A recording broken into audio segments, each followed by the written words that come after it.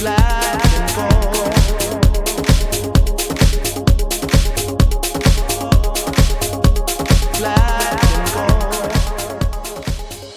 from me, Cammy Bell, to the next episode of the Black and Gold podcast in association with Annan Athletic Football Club.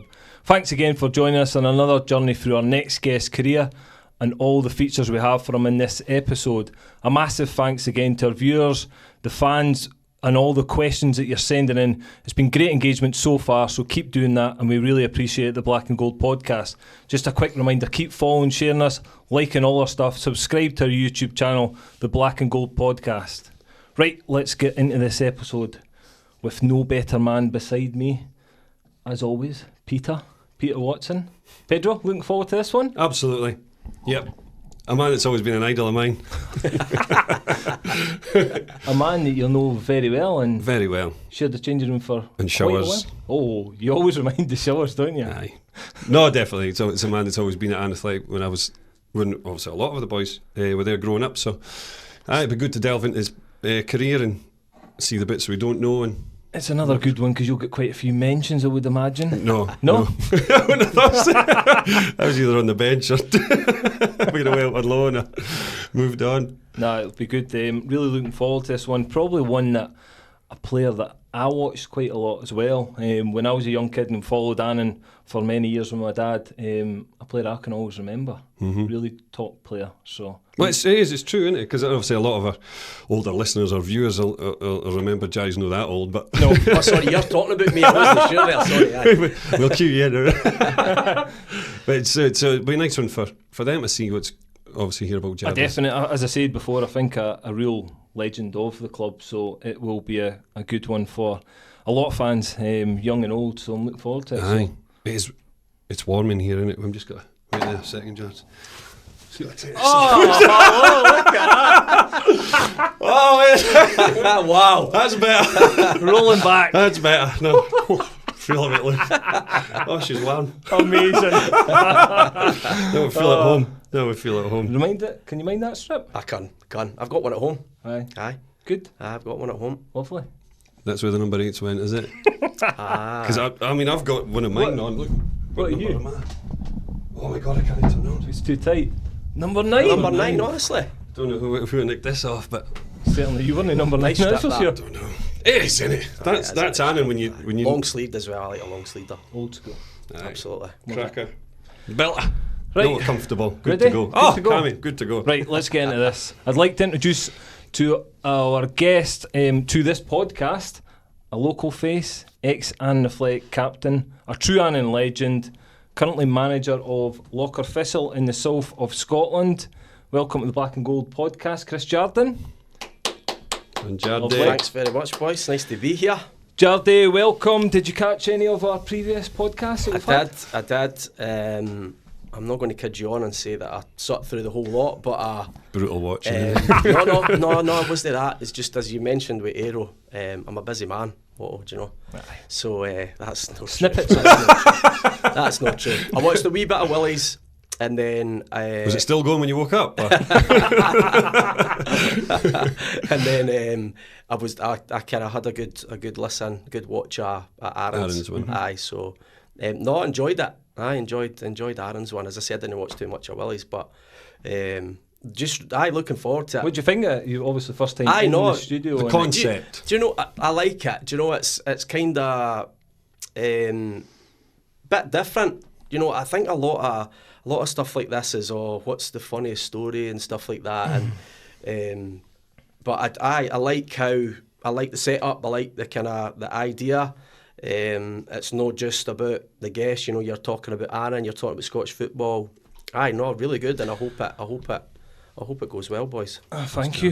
No, I think what I've seen is that you're not just doing. We'll love to do the career of the guest. Obviously, it's the main feature, but then there's other features as well that we're covering. A wee bit of fun, bit of games, bit of banter. So it's not just boring asking the guest questions and that's it. So. It's like that. It seemed fairly relaxed, that it's a good laugh and stuff like that. So just looking forward to it. Hopefully this is a good one as well. Good. So let's get right in it, Jardy. You started your youth career with Max Fissel in Dumfries, is that right? Am I right in saying that? Well, a couple of clubs before then, Cammy. Started at Heston Rovers when I was about 7. Went to Greyston after that at under 12s, and then I don't know if you remember that, but you used to. There was a time where you could play with another youth team. Yep. Right. Like, so I kind of started to play with Max in the Scottish Cup. So I think it was when I was about under 14, but then maybe played under 15 with Max in the Scottish and stuff like that. So Max was when it kind of really kicked off, the Rangers thing and stuff like that. So there was always that strong link there with Max. It must have been the Billy Cross thing. Billy Cross, obviously, aye. So I think Max is probably the first one that everybody remembers, but I was at Heston and Greyston for a spell. Was there any notable names there that, again, local guys your age that were playing that had a half decent career or went on to play locally? Well, obviously Max. We had Barry Nicholson, Mark Nichol, Ross Milligan. There was a good load of boys going up to Ibrox at that time. And what were you going up in training, or what were you doing at the start? How did it sort of phase in? So at the start, there seemed to be, I wasn't at Max at that time when that was going on. Right. I kind of played with Max and then pretty much went straight up to Rangers. But like Max and Rangers used to have a bit of a link, obviously through Billy Cross, and used to send teams up, and they used to go and play on the AstroTurf across for Ibrox all the time, and there was a lot of boys that went on trial and stuff. Davy Matheson, another one, the goalie, obviously you'll know Cammy. But no, there was obviously with having Billy there as a scout, that helped obviously. It made Max a team that boys wanted to go to, absolutely, didn't it? Because you wanted that opportunity. Absolutely, I was kind of glad because I was up at Rangers when I was at Greyston, so I kind of always thought, I was thinking that I don't just want to go to Max because I don't want people to think I'm only going there so that I can get to Ibrox and stuff. So I did actually go to Rangers when I was still with Greyston, right? And then moved to Max after that, shortly after that, because Max, no disrespect to Greyston, because my sons are actually playing with them now, but Max were the next biggest. level. Max were the biggest club at the youth level. And you've got to challenge yourself as a youth as well. You've got to play with the best teams. So, and that obviously had the pathway to get you up to Rangers, which you joined Rangers around 95, I think. So you go full time then? So sorry, Cam. In 95 was when I went full time. I was there. I think under 14 was the first time I'd went to Rangers to play with the youth team and stuff like that. So I must have been there a couple of years before I was lucky enough to sign full time for 2 years. So that was 95 to 97. Right. Good times. Good times. Good times. Where was the training ground then, Jad? Didn't have one. Right. So we used to go Hags Castle. I remember doing pre-season at Hags Castle. There's a golf club there. Yep. We used to train at Annie's Land College. Right, okay. We used to train at... There was a cricket ground. I can't remember what the cricket ground was called. Sorry, my belly's rumbling here. I hope that's not picking that up. Nerves. Must be. There was a cricket ground, but basically we used to jump on a bus. Minibus. So we used to get changed. So we used to go to Ibrox every morning. At, like the training ground wasn't there, obviously. So we used to go into Ibrox every morning and get bussed. That's what we used to do. We used to get bussed to the training grounds. But it was different. You never knew where you were going. Aye. It's quite mad to think that, do you know? I can mind doing that at Killie as well. Oh, really? To be fair, aye. When I first signed with Kilmarnock, we used to never really had a training facility, so it was like 3 or 4 different facilities we used, but it would all depend on availability, the condition of the training. Like obviously kids had been playing on at the weekend or whatever, so there was never that one sort of folk, whereas nowadays it's obviously excellent training centres and it's changed times. But what was the sort of players you were mixing with at that time in the youth? Let's start with the youth. Was there players that progressed and had good careers? So I actually stayed with Barry Robson. All right. Okay. Stayed with Oleg, and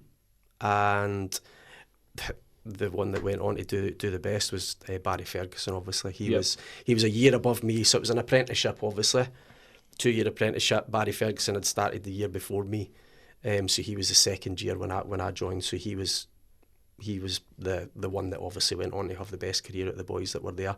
Could you tell at that time, like with him? ability I wise? didn't want to give too much away later on, Cammy, Okay. but he was. Was he next level? Aye, head and shoulders. What was it though? So confident as Aye, well, man. right. Like honestly, like frightening. You know, I kind of always say as well, he had, because his brother had been there. Yep. His brother had played with Alan McCoy, Steen Durant, who were still there at that time. So he had that confidence where he was really comfortable in that company. Yeah. Do you know what I mean? But aye, he was head and shoulders. He had head and shoulders above. Was he demanding as a wee guy then? He was like he Just him. was when you see him with Rangers of Scotland at that youth level. He just had that everything, that Brilliant. He's got a confidence. presence that even. I gallus. think, like, listen, he had the career to back it up, but I still think you look at him, he's still got a bit of a... Oh, he's got a wee aura. presence. He has Absolutely, an aura. Aye, absolutely. Aye. He's obviously confident. Yeah. Like, he's confident in himself and whatever he does. But he was the one. He was the Legend of one. a man. Obviously, said Barry Robson here, a hell of a Barry career, no? Robson, Yep. and with all due respect to Oleg, I never ever thought He would go. Never thought that he would. No, ability he had it, but he was mad. Was He he? was honestly, man, he was mad. I stayed with him for 2 years. Because he's right at the daft top of boy. Scotland, isn't he? Like Inverurie or somewhere like Aye, that. Inverurie, that's up exactly aye. where he's from, aye. Yeah. Inverurie. But again, he was similar to Barry, that he was confident in himself. He was really comfortable in the surroundings, wasn't shy. Surprised, as I say, at what he went to do, especially centre midfielder. He was he was a winger when Was he? and Was he? aye, Right back back then, and not quick, skillful. Yep. Had a kind of lazy look about him. You would never ever have thought that the way that he Jesus. ended up playing, like with Celtic, Brilliant and left foot, though, Dundee didn't United, and Stellar stuff like career. that. Oh, Yeah. aye. Oh, brilliant, Yep. absolutely brilliant.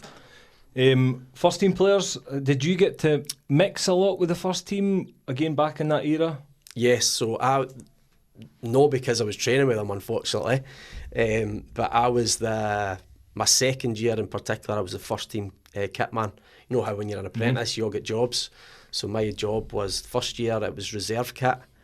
So I was in with the reserves and youth and had to sort them out, and then the second year I was the first team kit boy. So I had to get all their training, make sure all their training gear was sitting at their peg and Who on was the bench. Kitman at that time? Jimmy Bell. Was it Jimmy? Aye, Jimmy Oh, Bell. yeah. Aye. Class. What was he like then? Oh, he's. It's really. I find it really hard to describe Jimmy Bell. He's got an aura about him. Oh, wow. He has got What an a aura. Like you don't mess with him either. You'll know, Cammy. He's a brilliant guy. You know how much he loves the club. But he has got such an aura about him. I loved it, to be fair. I spent a lot of time with Jimmy. Obviously, he's passed away now, really sad.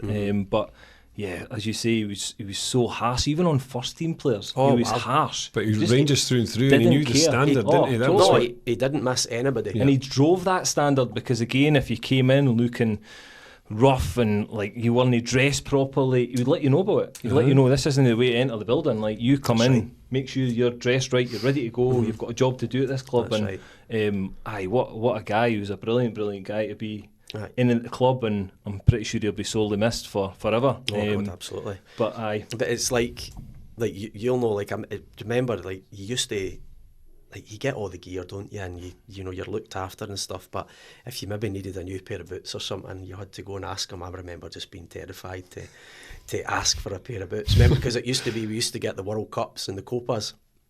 I used to get hit with what did they call the Kaisers and stuff. Kaiser like that. fives. He used to try and hit me with the Kaisers, but I would just kind of, come on, Jimmy, come on. I can't even kick the boot in Kaisers when all the boys are in Copas. But honestly, what a man. And see, he's obviously different when you're there, Cammy, because I take it everything would have been at the training ground. I don't know, but like his room, he showed me it. Oh, man. Absolute shrine of. Unbelievable. And do you know, everybody that speaks about him is exactly the same. Like, everybody just speaks so highly of the man. It's just like, it's incredible. He was, what a man he was. I can remember when we played Rangers with Annan, and you went. Obviously, you were there, and you run into Jimmy, and he obviously recognised you straight away. It was nice to see, actually, because you had a big cuddle with him and that. Yeah. I think, fucking hell. Think of the boys that's been through the time when he was there, and he still takes the time to. Aye, that's right. Aye, I was quite obviously a Rangers fan as well, so I would quite often go on duty for the first team. So see if the first team had a midweek game or whatever and they were away from home, I would often just go on duty. Volunteer to go? Aye, and just would kind of help with the gear and obviously go and watch the game and stuff like that. So, great guy, but such an aura and terrified him at the same time. Could imagine. Just pull your mic a wee bit closer to you if you don't mind, mate. And there we go. Players at that time, what? So first team players now. I'm trying to go around the dressing room. Andy Gorham, Richard Gough, Al McLaren, Alan McCoy, Steven Gerrard, Charlie Miller, Derek McInnes. I'm trying to leave the bigger ones to last. Brian Laudrup, Paul Gascoigne. Amazing. So you would have seen Gary Boland, Alec Cleland. It's incredible, isn't it? Incredible. Frightening cammy. But being a Rangers fan and going into an environment like that, and you're like, oh, God, hell. Yeah. So obviously, my heroes were Durant's probably. Durant was the one I used to love him. I got on great with Charlie Miller. Charlie Miller was really good. Used to give me clothes and stuff like that. Do you know? Because I was in the first team dressing room a lot. You get well looked after. Christmas bonuses were decent. By the way, I done all right with that as well. Did you clean boots? Were you doing any boots? No, it was just the kit. Was it? Just the kit. So somebody else had that job of cleaning the boots, but I was the kit man, so I had to get their training gear ready and Great stuff job like that. To have oh, that. that's what I mean. Brilliant. I made a fortune at Christmas. I swear, like the guy used to get handed money by the players. It was unbelievable. And some of the stuff you would have seen in the changing room would have been So just some of the, and it doesn't even really seem much, but seeing Walter Smith, God bless him, and Archie Knox playing heady tennis with Brian Laudrup and Gaza, like stuff like that. Just seeing Alan McCoy belting out songs when he's in the gym, and just stuff like that maybe just doesn't seem, big or important, but just things that you'll never forget. I remember as well. We either wasn't at Ibrox, but I think was Gascoigne staying in Renfrew, was it Bridge? I can't remember, Bridge of Allen or something. And it was snowing, and 2 or 3 years we actually went up to his house and shovelled snow for his driveway. I remember he gave us 20 quid, and I'm thinking, that 20 quid, this is unreal, until I saw the driveway. It was about a mile long. We were there for hours, man.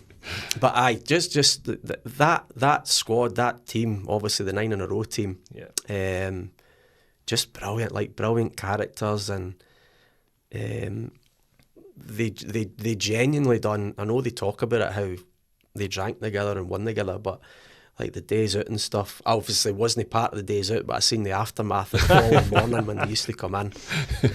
Just brilliant times, Obviously, I didn't do what I wanted to do in terms of make it, but I would never ever swap that. I would never, say, nah, I'd rather I didn't go there and amazing and memories. Went somewhere. Aye, absolutely. Worth it, worth every minute. Brilliant. And doing it with like some of my mates as well. Obviously, me and Barry are still really close, and obviously Mark Nichol and Ross Milligan. Doing that with boys for your town and your club as well. And Max was like pretty special. Absolutely. Aye. No, brilliant. Sounds amazing. And then you left Rangers 97. Crikey, knocked me back down, Cammy. Very way. Yeah, 97. When on You're making it trial, look like it was Jardy's choice to leave. What was saying here? What was the reason? What was the reason? Was just it wasn't good enough? One of them ones. Just one of those ones where didn't have for you. I did.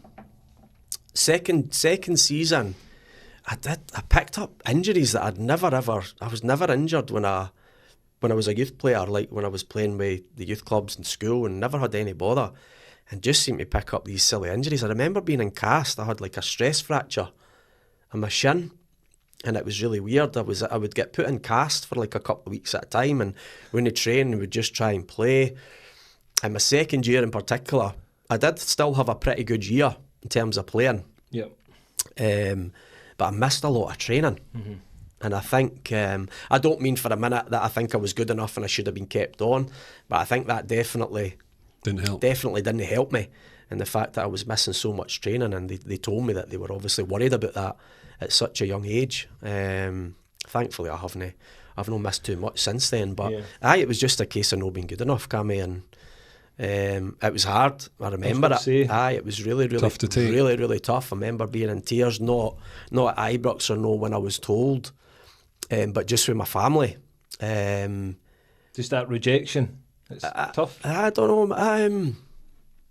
Just not being just part the of fact that just not being part of that anymore, knowing that was the one club that I wanted to play for, and it was gone. So it was difficult to take. And sorry, I was going to say, you do think, where am I going next? What am I doing? Or is it where over? Am I going to go? Or is it over? I'm really not. It is over. Do you know? Look, I don't even know what I was thinking at the time. I don't know. I think I was just devastated. And to be fair to the club, they said, we'll help you, if there's anything you need. Because I do actually remember going back up for treatment at one point.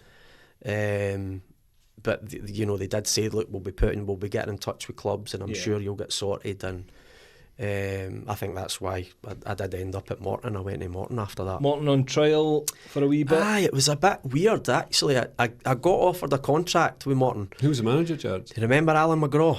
Yep. You know Alan McGraw. So he was Mr. Morton, wasn't he? He was there for a long time. So he was the manager when I first went, and I remember I was going on holiday, and I remember this. So I hadn't been to Morton at this time. This was just, they wanted to offer me a 2-year contract, and I'd went on holiday. Go on holiday, enjoy your holiday, come back, and then we'll obviously try and get things sorted out. And I remember he asked me how much money I wanted, and I was like, I didn't have a clue. So you'll probably not believe this. So first year at Rangers, £75 a week. Second year at Rangers, $82.50 a week, right? So then Morton have came and said, right, we want to sign you 2-year contract. I was like, I've got no idea what do I ask for here? So I asked for £250 a week. And Alan McGraw went, right, let me take that to the chairman and we'll get back to you. Excuse me. And then I don't know exactly how long later, but Alan McGraw left. I don't know if he went upstairs or and Billy Stark came in. So that kind of deal was off the table, and then it became a kind of trial type thing. So I was travelling through, still stayed in the same digs that stayed with Rangers, and then went to training with Morton, played a few games and did pretty well. And then there was this one game with Billy Stark that I came in and played. I remember he played me up front, obviously didn't know much about me. Played me up front, and I just had a nightmare. And it was kind of at the end, he was like, right, I'll give you a phone. And I knew he wasn't going to be phoning me. And it never came. So that was it. What age was it that you realised you were a prisoner at the pound, Jardy? 250, fuck all. That's it. That's what I wanted. I genuinely didn't have a clue what to say, man. Do you know, just any figure. I was like, what day? And I kind of was trying to think about what the boys at Rangers were getting, but I had no idea. It's true, if you don't know, you don't know. No idea. First bit outside Ibrox. And then, was there a period you went to Gretna for a week? Was it a trial or training? I'm really not sure what that was either. I didn't sign anyway, so... played a few games though, did you? I played a few games. The only one I can really remember was we went on a kind of weekend trip to Dundee, played a couple of games. And I just didn't enjoy that. I just didn't... So it was your decision. I just said that. For me. It wasn't. You do get a feeling about environments and the players. Look, sometimes it's the players, isn't it? But if you don't feel settled. I was pretty. There wasn't very many young players. For what I can remember, I might be wrong, but I just remember quite a contingent of older guys, and I was just like, I don't think this is really for me. And looking at the league they were in, what was it, the Unibond or whatever it was, the travelling and stuff was ridiculous, and I was kind of like, nah, it's just no for me. Which led you into the kind of path of Annan Athletic. The black and gold stripes of Annan Athletic. Made him a legend. Kevin Heatherton that signed you? Yeah. So before that I went through a spell not doing Annan. No playing, no doing Annan. No training? No doing Annan. Wow. I think at that point I was kind of a bit down a bit. Scun I think it. maybe Bit the lost. Rangers thing had just kind of hit me. Didn't realise it at the time. But looking back, I was like, I think I was probably, I was a bit down at that point. And it was Stan Leslie basically get yourself down the road, get yourself down to Annan, get yourself to training, get back into it. Because you knew a lot of the boys, did you? I knew a lot of the boys. Sure. Or automatically a wee bit more comfortable than absolutely. Like, it was pretty easy. I'm sure at that time, I think they were training at the tech college. Right. I'm sure they were doing a wee indoor session. That was the first one I went to. Round about the time where Annan, they got beat in the Scottish Cup 8-1 up at Inverness. Remember that. Barry Robson was playing with Inverness that time. Noggin actually scored. Norman Montgomery put I was at that game as a fan. Put us 1-0 up. Aye. Poked the bear. And then everyone, the fans spilled onto the pitch, I remember. Is that right? Aye. Is that right? It was New Year, wasn't it? It was like it was 1st or 2nd of January. Yep. I remember sitting watching it or watching the score. So that was, I think, either late 97, early 2008, early 1998, sorry, and here we are at the Black and Gold podcast. Right, you're here. And then Kevin obviously left. Davy came in, Davy Irons. Was there anyone in between? See all these managers, Cammy. I think it was it no Tony Chilton that came in after? I can remember him being at the club, yeah. That was pretty short-lived. Really liked Chilts.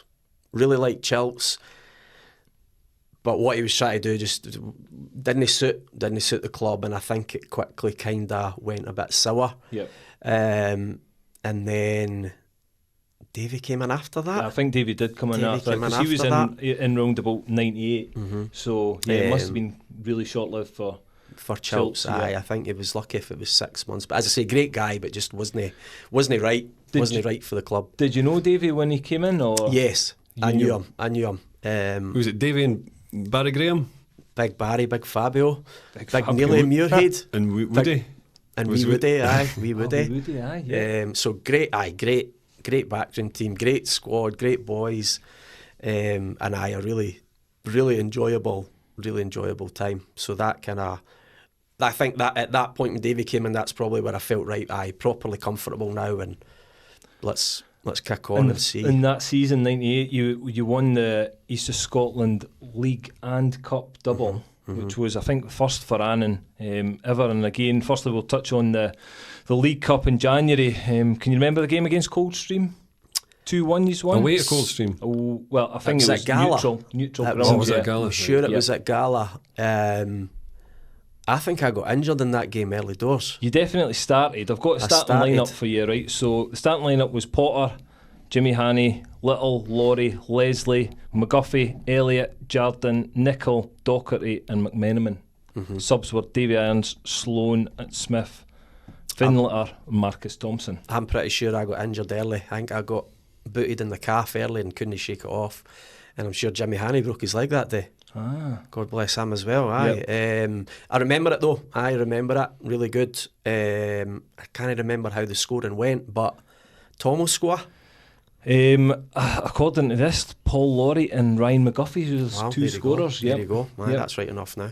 Aye, brilliant first trophy. I was going to say it'd be first trophy. So was it big? Can you remember? Like, I remember celebrations. I think all the celebrations just kind of all come together with Annan. Cammy, just like no even celebrations, just nights out. Just every Saturday was a night out. It was great time. It was so good. So good. So I can remember vague bits of the game, and I know that we would have been celebrating afterwards. I don't know where we ended up, but it would have been good. And then the league that season, which was amazing. I can remember being at this game as well. You played Whitehill Welfare, last game of the season.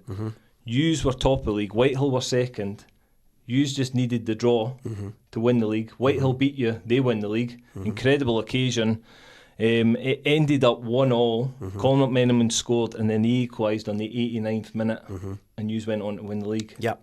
I can mind it being packed at Annan that day. I can remember it being busy. I'm sure I played right. I must have played right mid that day because I put the ball in for Colin. You did, yeah. Didn't do much else that game. I remember most it just important thing. I remember it being no much of a game, but that we needed the point. And I think obviously scoring first, you're confident. But then when they score, like Whitehill were a good side. They were a very, very good side and won a lot of trophies, a lot of experience. And I remember being nervous towards the end, but that I do remember those celebrations we were on. I think we had, I'm pretty sure it was maybe our end of season do that night. I think we were on kilts, and then we were on Dickies the following day. That was a weekend. That was brilliant. That was absolutely superb.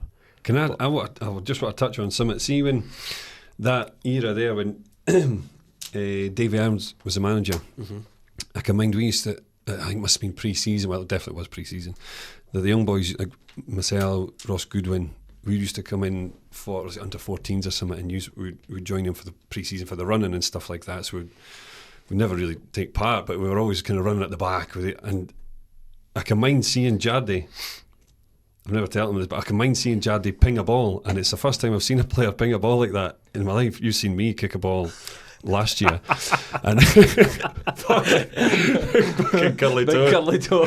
But and I thought, how the fuck's he got backspin on that?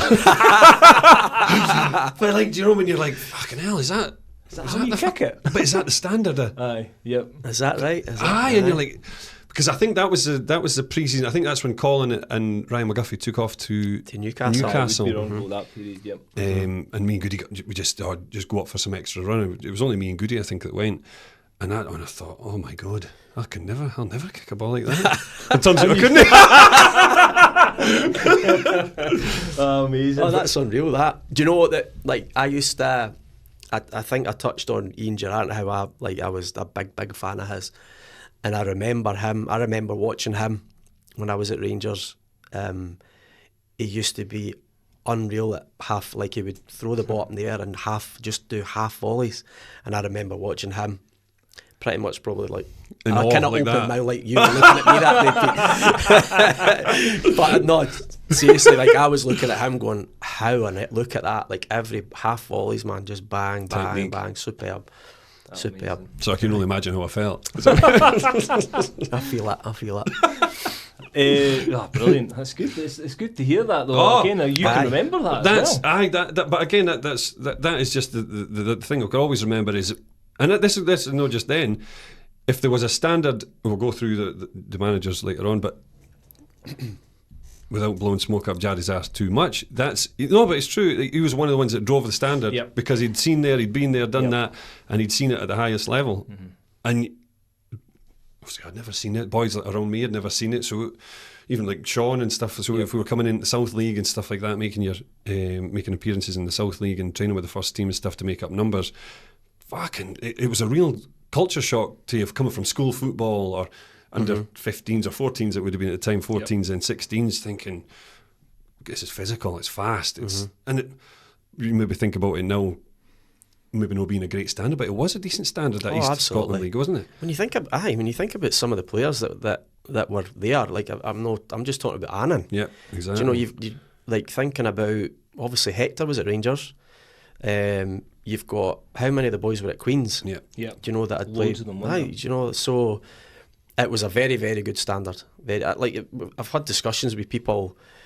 Negri, Grant Parker's what my brother-in-law. He's one of the ones that's always like, I still think that East of Scotland back then is better now than the Lowland League and stuff like that. Which it's who knows what that is, but. No, it was very competitive. Very competitive. Great standard. Absolutely. There was never, I can't remember very many easy games anyway. No. Really, really good standard. Brilliant times is what like. See them bus trips home, wasn't it? Oh, superb. Chase the ace on the way to the games and stopping it bigger and it's memories. It's changed, hasn't it? Exactly. Totally changed. Totally different culture. Unfortunately, yes. You're right. It has. 2020-21, you've won the league again. Could you feel momentum building within the group that you had at that time? That team, I'm sure, was pretty different, Cammy. Was it? Aye. Did you lose a few? Yeah, aye. That was so.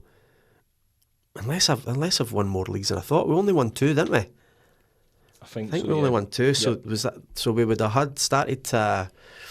I think the squad was a bit different then. But obviously, when you win two leagues, Yep.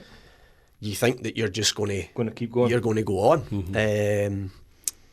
But obviously, things kind of changed a wee bit pretty quickly after that. But it's always brilliant winning leagues. Always is. That one was good for me because I was the captain. I was injured in the day we won the league. Was at Preston. It was, yes. 1-3 against Preston. It was great. Love winning leagues, but it wasn't as good as the first one. Yeah. But it wasn't as good as the first one. And then we'll talk about season 2022-23, which, again, a massive figure around the club sadly passed away. Stan Leslie, as you said, you've already mentioned him, that kind of persuaded you to come to the club. Absolutely, which I didn't know myself. Yep. Can you remember that period? Obviously, be really tough as a team to take that. I just really remember it happening, Cammy. Just getting the messages and stuff that things weren't looking good, and then the message to say that obviously, sadly, he'd passed away. And I remember after that, just meeting with a group of players, his mates, and Greens, and just everybody just sitting and talking about him. Yeah. I had actually had a message off him, like really recent. I hadn't seen him. I can't remember, but I'd had a message off him. He was out. He was out, and he was phoning me to try and get me out. Do you know? Like, and I was sleeping, and I was in my bed. I never went out, and I've always fucking regretted no answering that phone, haven't I? Because of what happened. But like you see the club. It was massive. Still massive. Up. Do you know, you're talking obviously completely different situations or completely different people within their club, but we're talking about Jimmy Bell. Yep. Do you know, that'll be felt forever. And Stan, like the loss of Stan will be felt forever. Obviously at the club and his family, obviously, but it's just like the impact that the guy had on so many people. He was a brilliant person. I remember being a kid, and probably I can mind being in the changing room when you were there as well, and I was very young and training with Brad McComb and stuff. We'd be in there, and Stan was in there, and what a character he was. But he would always make sure you were all right as a kid, and he knew how to treat you. And again, obviously, him bringing you into the club, it just speaks volumes of what type of guy he was. But brilliant, funny, so funny, so amazing, funny, amazing so guy funny. to have in your changing room. So funny. Like it's like he loved a night out, as we all did, and he had this kind of personality where he was a joker. He was hilarious. He was hilariously funny. Do you know, he would pissing you when you were having a shower and all that, and you're putting the shampoo in your hair, like all of that mad daft stuff that goes on in football changing rooms. But as you say, he had that side to him that he would make sure you were all right. He would make sure that any new player that came in or any young player, Pete, Cammy, that you were, that they were all right and comfortable in the environment. And it was just a genuine, great guy. I don't know. I think it was pretty close to when he sadly passed away. He'd kind of came to the South team. We'd been at Girvan. And that was a straight on, so there was a place straight on, right? So that was it, straight on, driver. Okay. So we were on the way during the game. The striker. So I was kind of playing right back. I think he was centre half, and the boy was physical and you like to get tore in yourself. So I smashed him in this tackle. Boy bounced up. I would be 16, whatever it was, and said, touch me again, and I'm going to break your nose. And stand from behind us. And I was like, behind us, touch him and I'll break your fucking neck. So I didn't even have to say it. Next thing, the boys, my calf. That was him. And that was him. But on the way home, it was, "Yous boys, yous are the future. Yous are the future. This is the youth's the future." That's what he was all. Well, it seemed to be all about. I didn't have much dealings with him, but that was my lasting impression of him, and it was excellent. And he loved the club as well. Like you were talking about standards earlier on. Like he was one that kind of really drove people on and kind of wanted success for no himself, you know, for everybody else and for the club and stuff like that. Aye, like you could talk about him. You could talk about him for hours and hours and hours. You honestly could. But to still have his picture in the club still as you Should walk always in, be there. It shows the size of character and the influence he had on the people around him and the people at the club. It's great to see. Absolutely. No. Then came a period of a few changes of managers. You went to Davy Irons, Billy Sim came in, Harry Kearney, Kenny Brown, and then Harry came back for the second spell. Can you any memories or who did you enjoy working under the most? I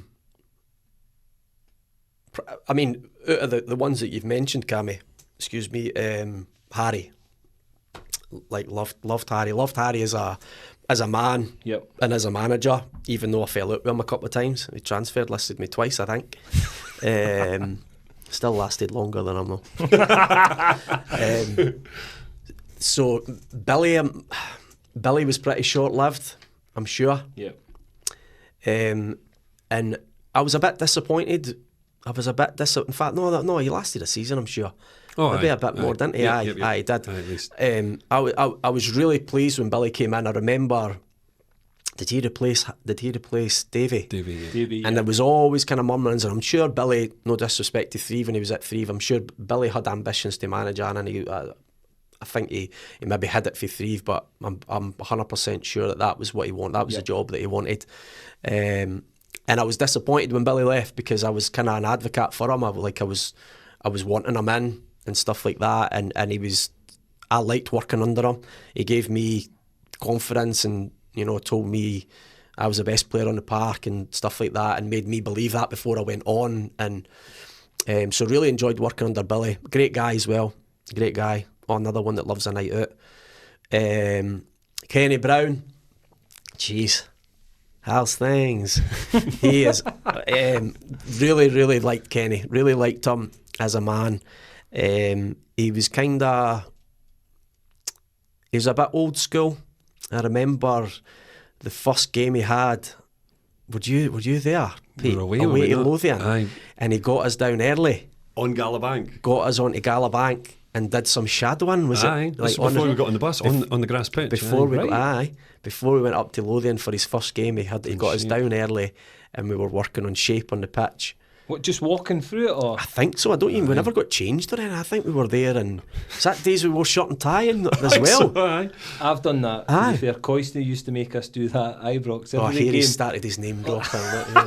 Coisty. Honestly, shirt and tie. Really? We honestly, home games, because we would have pre-match there. Aye. And then he would have us down on the pitch, shirt and tie, doing set pieces, going through all the set pieces. Can't he just let us have I'm one? fucking standing there. I'm standing in goals with You're shirt like and tie. We've not even got a ball. We're just pretending the ball's coming in and that. Amazing. What did you think of that, man? That Strange. Is unreal. I found must have been a first.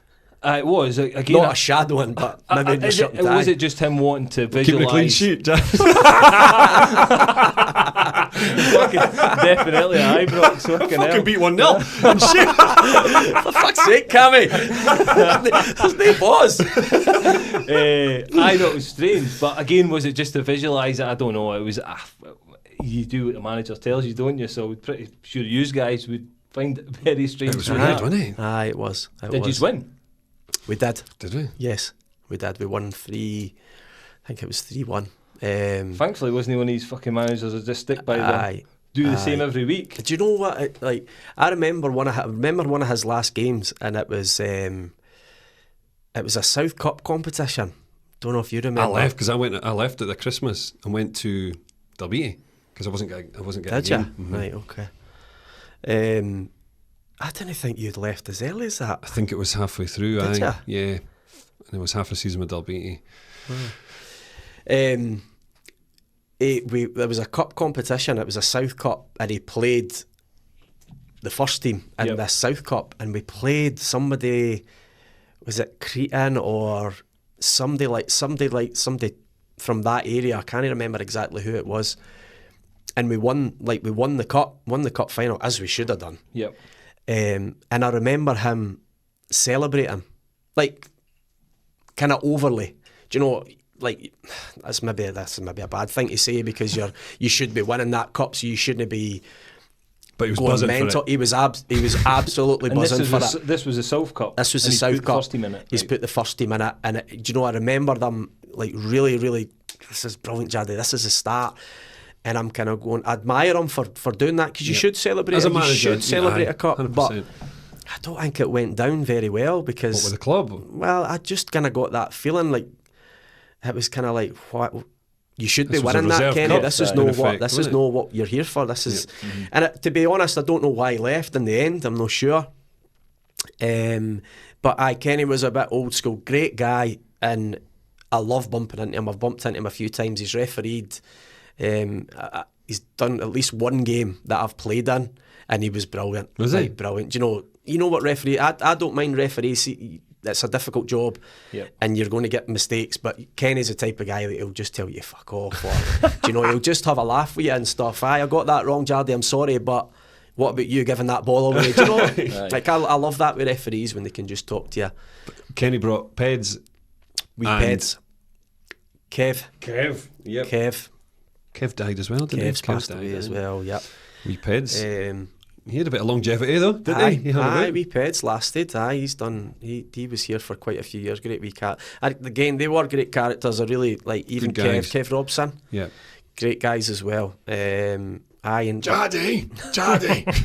funny, man. Funny. Kenny's accent was superb. I'd loved him. We used to stand up and do impressions of him all the time. But Kenny didn't last that long. Tomo was a big Marcus Thompson. Yeah. He used to speak about Kenny Brown for years before he came. Jardy, honestly, get Kenny. This is the band that you need in, Kenny Brown. I used to think, Tom, you're only wanting him in because he's your mate and you'll be playing all the time. Yeah. And then he came in and just didn't last, didn't he? He brought a lot of boys in for Carlisle, didn't he? And a few of them stayed, to be fair, for quite a wee while. Jacko, Gaz Brown, Gaz, Granger, Ian Granger, sorry. Ian Granger, Archie, boys like that. And then who were we after that, Cammy? So Kenny left. Then it went back to Harry. Harry came back 2007. He was at Arbroath. So Harry tried to take me to Arbroath. Did he? Because that was a big move for him at the time. I remember it happening. It was a decent move for him. It was a good move for him. It was. But it didn't really work out. He'd done pretty well. Do you know, I was like listening to, or watching, I keep saying listening, watching Aero's podcast, and he was talking about, I heard him talking about when he had mentioned his team and he was talking about me, he thought that the driving kind of thing, that was obviously, I'm not saying that wasn't the reason why I never went anywhere else, but that was a big factor in me not being able to go to Arbroath. Because he was like, Jardy, we train in Perth, and I'm like, how am I going to, I can't drive, Harry, how am I meant to get there? I can mind that. I remember looking at trains and stuff like that and thinking, right, what can I do? And it just wasn't possible. I know Annan kind of kibossed it straight away anyway. Begged you to stay, basically. No begged me to stay. They just I think they put about £1 million on my head or something. Ginger was like that. I think they asked Arbroath for about £1,000 or something like that, but it was a non-starter because I couldn't drive. So Aero was kind of bang on. Aye. And he brought Sorbs and Sandy, didn't he? Sandy Ross and Stuart Sorby. So Sandy had a spell as well. Yep. Was that after Harry's first first spell, second spell? First. After his first spell, because mine was Buff after the second spell. So it was, crikey. You tell me I only had 6 managers. I know. I've had a load, didn't I? I know. I didn't. I've had a load. Cammy does a social media. He's the stat man. Don't you try and pass on to me. Sandy was great as well. Really good character, good character. Worked well with Harry, I think. Sandy. I think so. They've been around professional football, haven't they? That's it. They have. Aye. When Harry came in the first time, I noticed a change in the professionalism straight away. I think I maybe mentioned this at Aaron's, but I thought he was excellent when he came in, Harry. Just seen that next level. He did. And he'd had a decent career with Brecon and stuff, so he'd seen a good level in it. I thought it was excellent. Well, we'd played against him as well. We remember. We drew. You did, aye. Aye, we played. Brecon, lost in a replay, didn't we? Was Brecon it? In the Scottish. Harry played, didn't he? Aye. There's actually a photo of us walking off, I think. Aye, he did. There's a photo of us walking off after the... I think we lost 3-2 in the replay. It was remember they put a temporary stand up. First game not up at Brecon. Aye, Brecon we drew. Did they not put a temporary stand up at Galabank? Did they? I can't remember. This clubhouse side. I think we drew 2-2 up there. Ali Sloan scored a belter, I'm sure. And then they beat us. I'm sure it was extra time. There's a photo. I think Proudy's got it maybe in his house, and it's him kind of Proudy slapping my head, kind of walking off or patting my head, and Harry's kind of walking beside us, and I did have a good career. And mind you, went over Ireland, one of the trips with Harry. I was thinking about that earlier on. What was it like? Because he had two. We played pub golf, and then after a night, did we play Dungannon Swifts on the Friday night or something? It must have been Dungannon on the Friday, and then Koch Ramblers or something. That's it. We went over, aye. And then we had a night out on the Saturday night, and we started at the hotel, and you had to put in, if you play pub golf, you put your shot, your bottle, and your pint, like a 2, 3, and a 4, or a 3, 4, and a 5. So, and fucking Harry's getting drunker, and we're all again, everyone's steaming by this point, and he's got these smashed glasses, using them as glasses. He's like, what are you running about like this? Amazing. It's brilliant when you see your managers doing that and get carried away at that. It's brilliant. That Friday, I don't know if it was a Friday, I played one of the games, and he ran over, and I absolutely shat myself because I'd played a past him, right, and it wasn't safe side, but again, that wasn't a thing for what he was playing. He was playing. Right, that was right. He's when he first came. He was still playing. Aye. And I never played a pass safe side, and like this was new to me, right? And he ran over. We can see he got tackled, so he was blaming me, right? But he got tackled. His fucking 2 left feet, and they ran on and scored. And he ran over, and I shat my pants. He fucking pushed me, and I went flying, and I absolutely crumbled. I was about 17, maybe 18. And, I can't remember that. I was terrified, man. He was raging. He was a, like, see when you... Oh, he got going, didn't he? Aye, when he wanted to... he could be. I could mind him on the sideline going wild a few times. Like. It wasn't very pleasant to be on the end of that. Like, he was... Mind the time when Sloaney had the ice pack over his face and he was shouting it was in the... in the changing rooms, Annan. I can hear him slowing. And Sloaney's just going, aye. Fucking hell, Coxie's going, fucking calm down, Harry. Fuck you. But to Coxie tell someone to calm down, Harry. Aye. Slowly. Aye. Ice pack on his face. Oh, dearie me. Amazing. Sorry, Cammy, I'm breaking you up here. No, that's absolutely fine. We'll skip on to 2008 when Annan got into the leagues. Did you... Obviously, there was rumours going about that they had applied for it a number of months before it. Looked like they were going to get in it and eventually got in it. What was the kind of general feeling? Obviously, you've been captain of the club as well. Yep. Big moment? Oh, aye, massive. Huge. But obviously, big changes. But I remember Chunky, he was the chairman at the time. I remember him... I got on really well with Chunky and did back then as well. Like, we were pretty close and stuff, and I remember just him being so confident, like so confident that we were getting in. It was like, I'm telling you, Jardy, it's happening. This is it.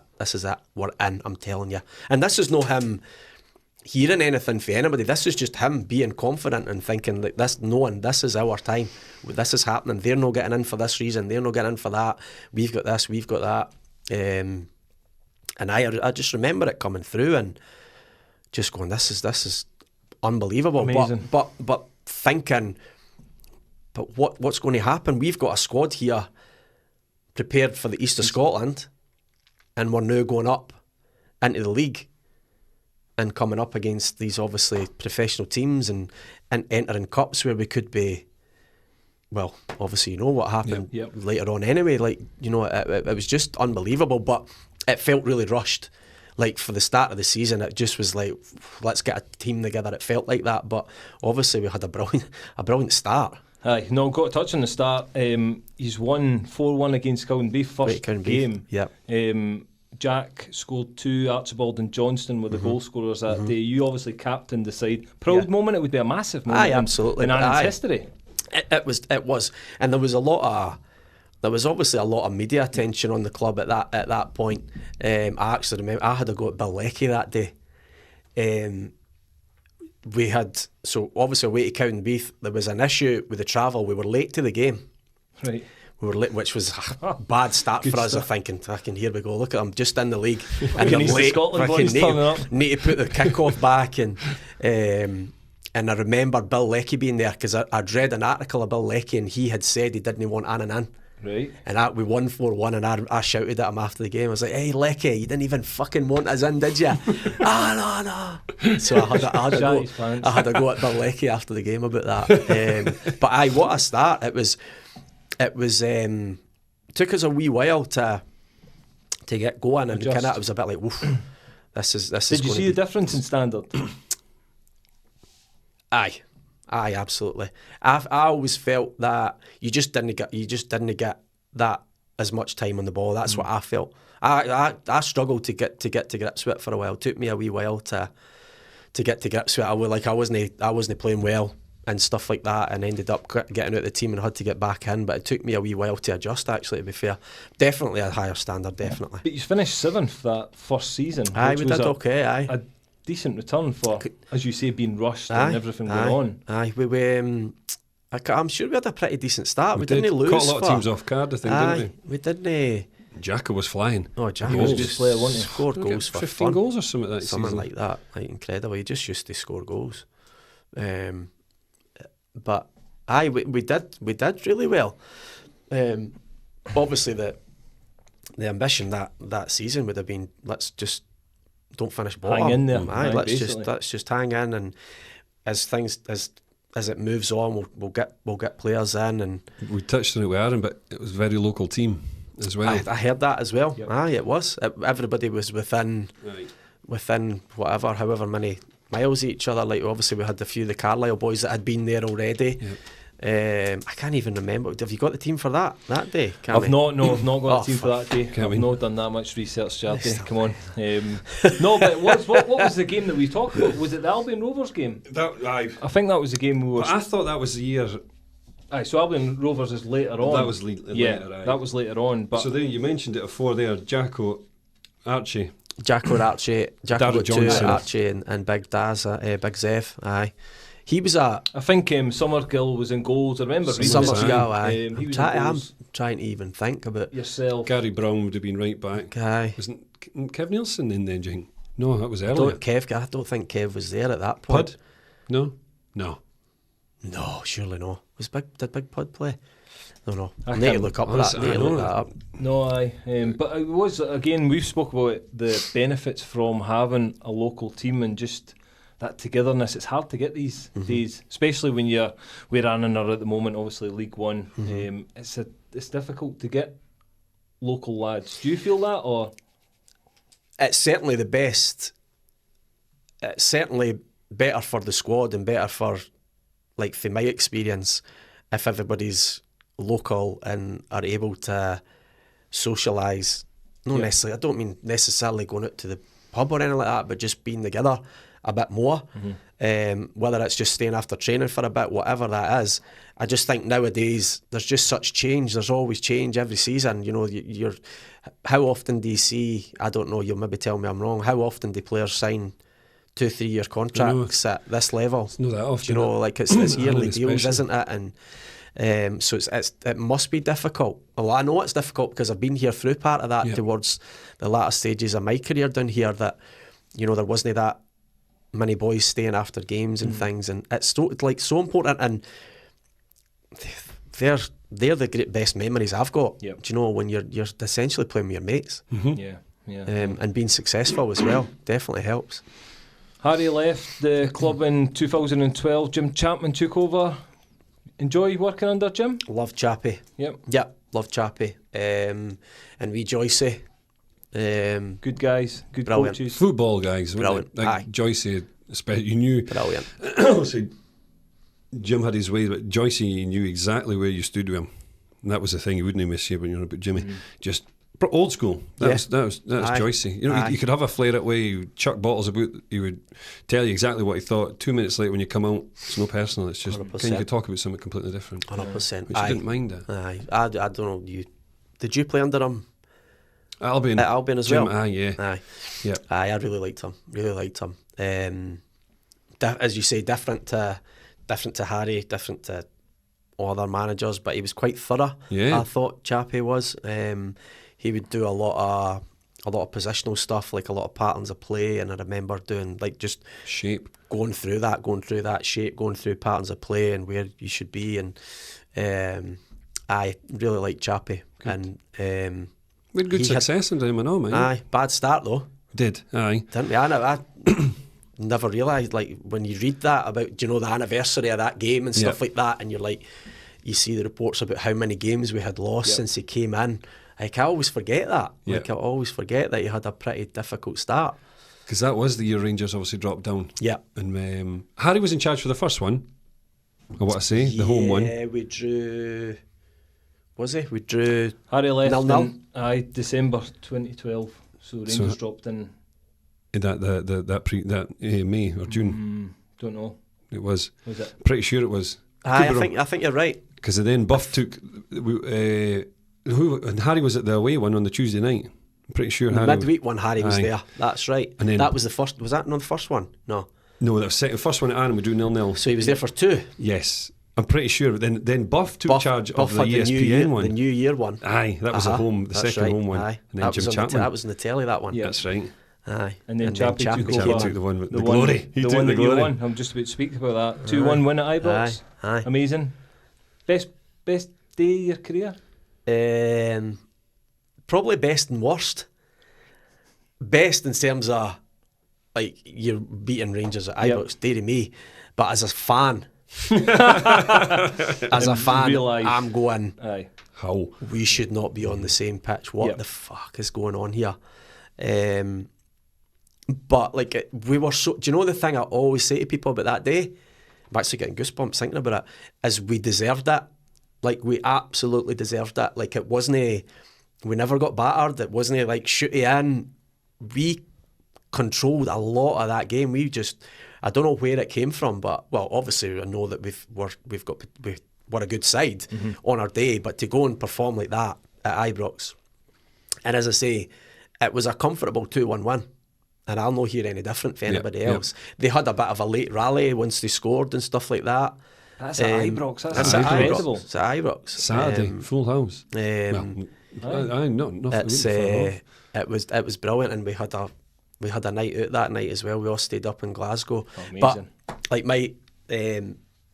I had quite a few people up. I'm sure everybody did, but my uncle Doug and my cousin Greg, season ticket holders.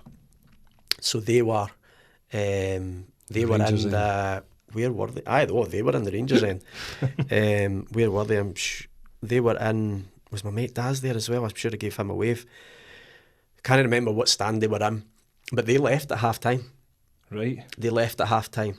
I can't even remember what the score was at half time, but they left, and I remember being raging with them because I went to Loudon after the game. I had my Annan trackie and I had the Rangers scarf. I've seen the photo. Aye. So I got my photo taken in the Loudon. So I went and I wasn't happy with them. I was like, all right, Rangers were poor, but come on, they didn't watch me. Aye, they left, so they never even stayed for that. So I hope they're watching. But aye, like they left halfway through this. But like obviously in terms of like achievements, that's like easily. Oh, do you know what? I don't know about you. The atmosphere, see the game that we lost 3-0 midweek under the lights. Unbelievable. Oh. Wasn't it? Oh, I was saying this. We're talking to Aaron, I was talking to someone. I don't know. I can mind you. I mind when they saved that penalty. Well, Lee Wallace got sent off. Do you remember? Just see that moment. You'll know, Cammy, what the atmosphere is obviously like. See when Lee Wallace got sent off, there was like just the Rangers fans. It was like a siege mentality, man. It was so loud. Wasn't it? Just rallied. Aye, absolutely. Yep. And then Rangers were. Templeton was there, weren't they? Templeton played Andy that Little, day. Did he get a couple of goals? Who took goals? It was Neil Alexander saved the penalty. Was it I should have scored that day? Was it that game I should have scored? Who I think it was Chappie. Right. I should have scored in the first half. I was through. I played a 1-2 with somebody, and I was in. It was just me and Alexander, and Alexander just read it. I should have went this. I should have like slewed it into his near post, but I've obviously tried to curl it, and he's just read it. Went early. Aye, went early. My papa was he's not alive, he's passed away as well. My papa was in the Govan that day. Was he? Aye. Proud as punch. He was watching that, aye. But I should have scored. But that atmosphere that night was incredible. Absolutely incredible. Brilliant memories. You retired in 2014. How did that? For the first time. For the first time. Left Annan, looked as if you'd retired, and that was you done. Was it time up in your head, or what made that decision? Injury? Do you know? No, I was kind of starting to get a few niggles and stuff, Cammy, and wasn't playing as much as I was used to. Yep.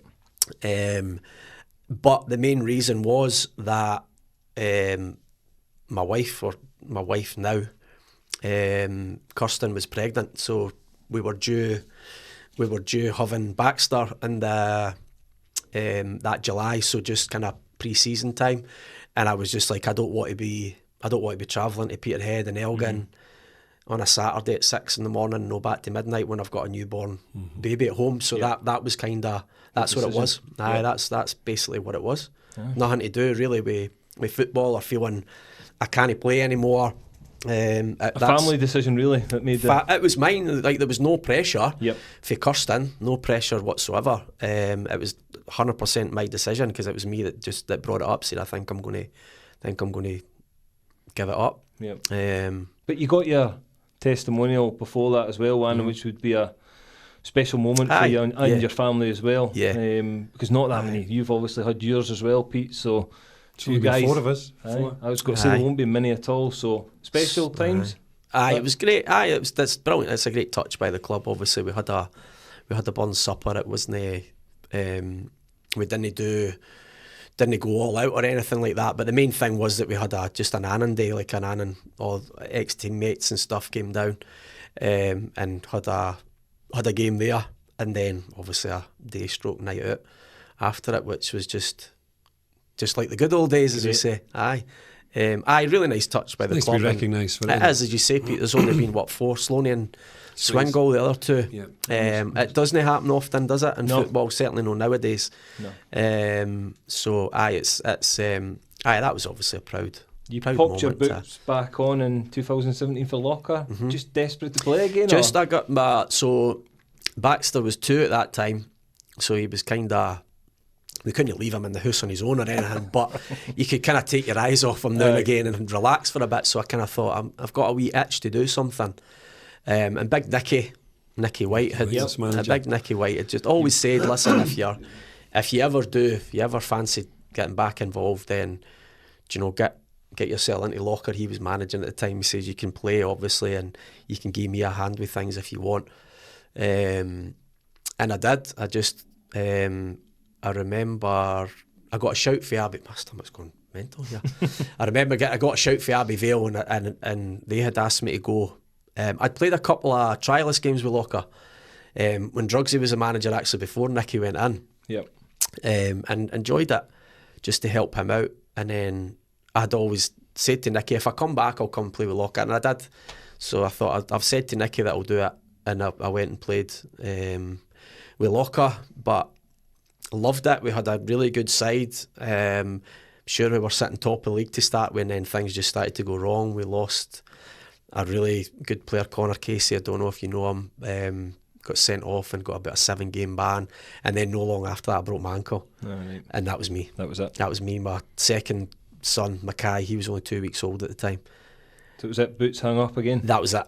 I didn't get the choice at that point. That was then when Kirsten stepped in. She was like that's it. That's you done. This is not happening again. And right enough though, it would, like, Kirsten had a C-section, so she couldn't do anything. And like, you're hobbling about. I'm hobbling about.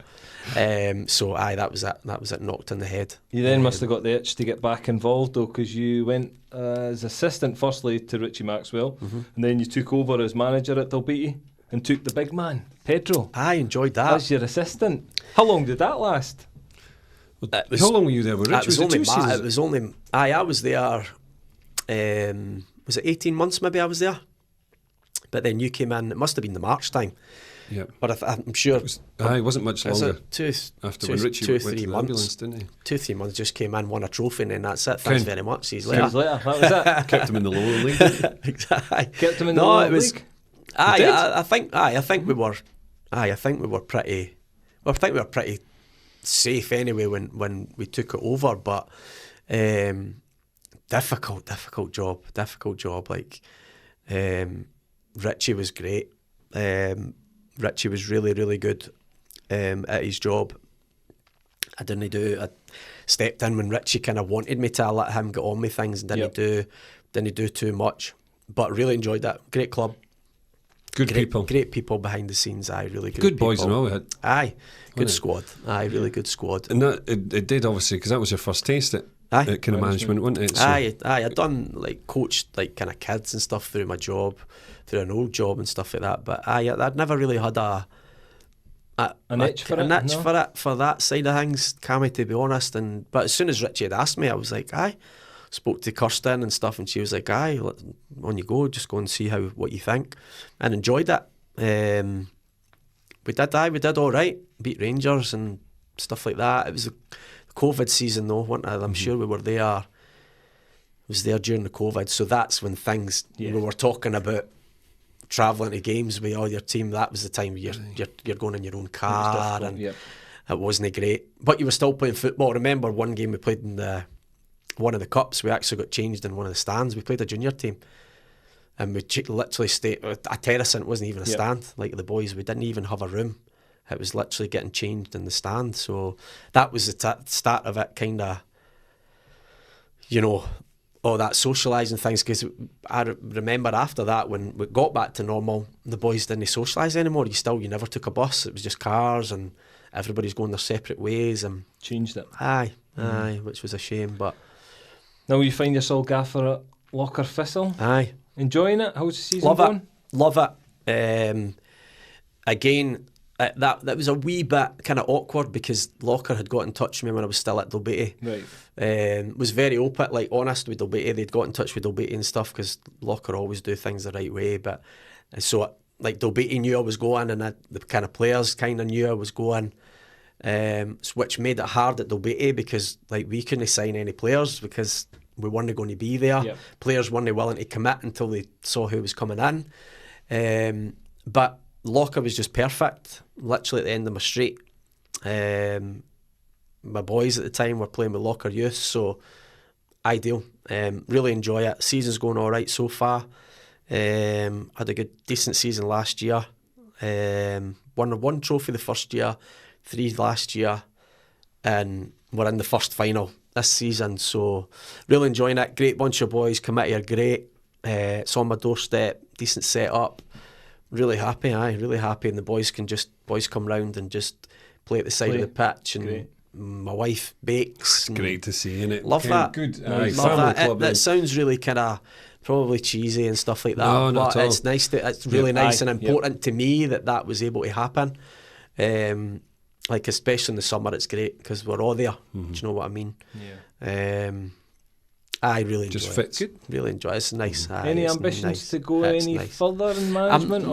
I wouldn't say. I don't know what the plans are, Cammy. I'm happy now.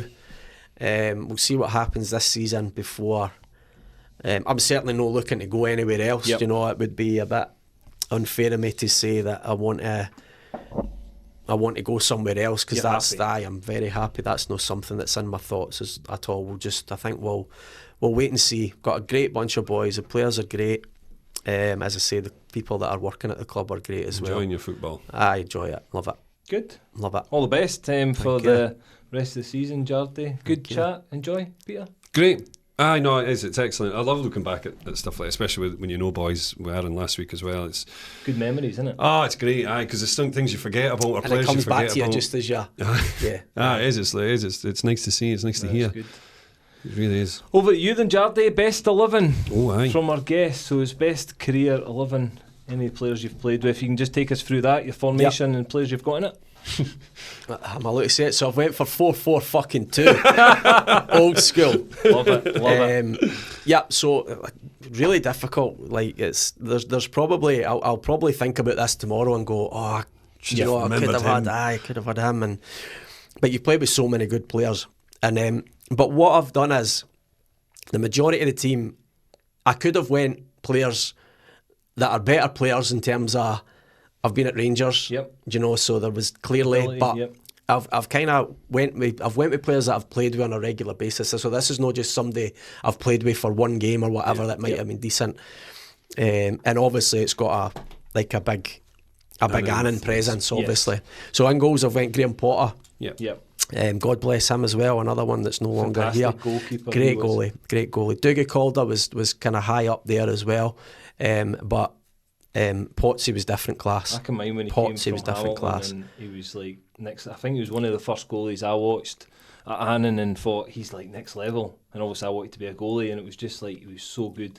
You must have loved him because he was just that level above. And it was Hamilton he came from, Hamilton, yep. Great goalie. I went with a back four. Ryan McGuffey right back, Aaron Muirhead, Kevin Proudfoot and Stan Leslie. Good solid back four. Pretty solid. Ryan McGuffey, had to have him in. He can play anywhere. I had to fit him in, so he might not be pleased at playing right back, but great engine on him. So fit. Like say when he was at his peak, he was so fit. Run all day. Oh, unbelievable. Centre halves were difficult. I'm not going to lie. I almost kind of went with Big Paul Laurie just because of that partnership that they had when we first won the league. But basically I put Aaron in because he put me in his team. So no, seriously, like Aaron again. Look what he's went and done. I caught a bit of like what he was saying about him and about his early kind of career and how he started at right back, and I liked him at right back because he's good on the ball.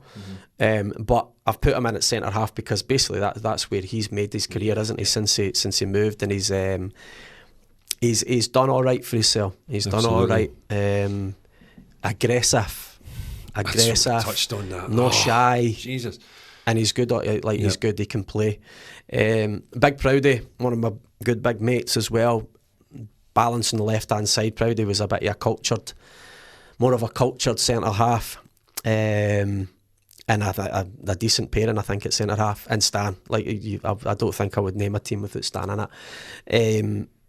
Technically, Stan, don't think he would mind me saying that he wasn't the best, but see his desire, his will to win, his work rate, his heart, his the way that he just got everybody else in his mindset to win a game.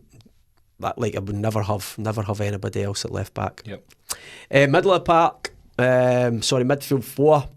I've went with my mate Barry Nick at right midfield. Again, probably not his best position.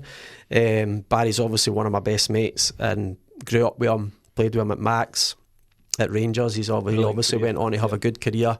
Did well as well because he had 2 or 3 leg breaks. Came back for them. So Barry plays wide right. Midfield 2 of Barry Ferguson and Mike Jack. Barry Ferguson will do everything in there and Mike Jack will score goals, so I don't think there's no much to say. Like, we spoke about Barry earlier on and we touched on Jacko. 2 class players. Yep. Different class. And I've put Gary Mack in.